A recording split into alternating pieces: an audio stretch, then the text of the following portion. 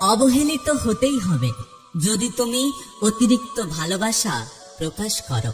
একটা কথা সবসময় মনে রেখো, একটি সুখ মানুষকে সারা জীবন হাসায় না, কিন্তু একটি দুঃখ মানুষকে সারা জীবন কাঁদায়।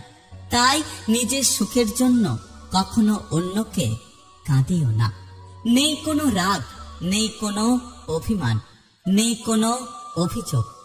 শুধু নিজেকে বদলে নিয়েছি যাতে আমার কারণে কারো অসুবিধা না হয়।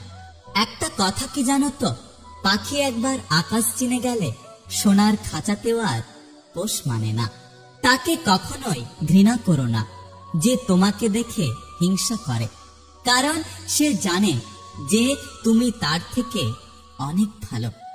জেদ হলো এমন একটা ব্যাপার যা মানুষকে ধীরে ধীরে অন্ধকারের পথে নিয়ে যায়, আবার কখনো কখনো জীবনে সাফল্য এনে দেয়।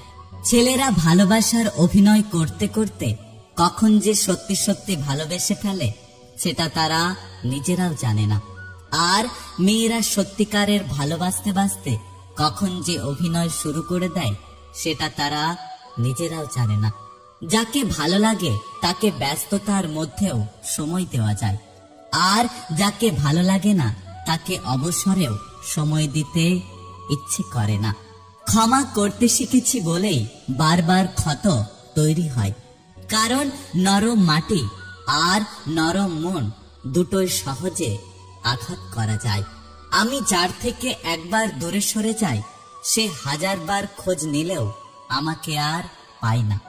আমি এমনই, নিজেকে যতটা সস্তা দেখাই প্রয়োজনে ঠিক ততটাই দামি হয়ে উঠতে পারি। শ্রীকৃষ্ণ বলেছেন, যতই ভালো কাজ করো না কেন প্রশংসা কখনোই তুমি পাবে না, একমাত্র প্রশংসা পাবে শ্মশানে গিয়ে।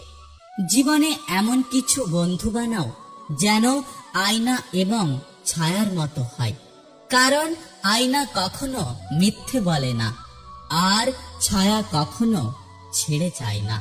কারোর ওপর রাগ করার অর্থ হলো নিজে বিষ খেয়ে অন্য কেউ মরে যাবে তার আশায় বসে থাকা। যদি ভিডিওটি ভালো লাগে পাশে থাকবেন, আর হ্যাঁ, নিজের খেয়াল অবশ্যই রাখবেন, কারণ এই স্বার্থপর পৃথিবীতে আপনার খেয়াল কেউ রাখবে না। দেখা হচ্ছে পরের ভিডিওতে, ততক্ষণ সুস্থ থাকবেন। Take care.